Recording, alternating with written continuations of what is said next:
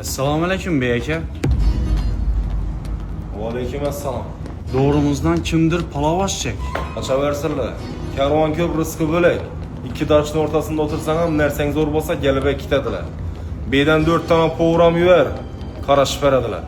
Xo'p bo'ladi bey aka. Yana no problema. Bey aka, Mario dım seryozni bokkan. Dişini hem görsetmeydi. Vapşi seryozni gülmeydi hep de oldu.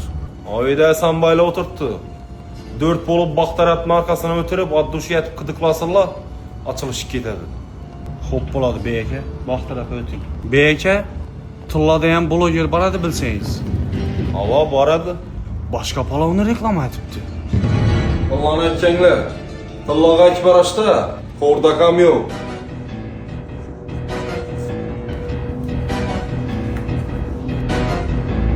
Tılla, mis bolasın mı ya?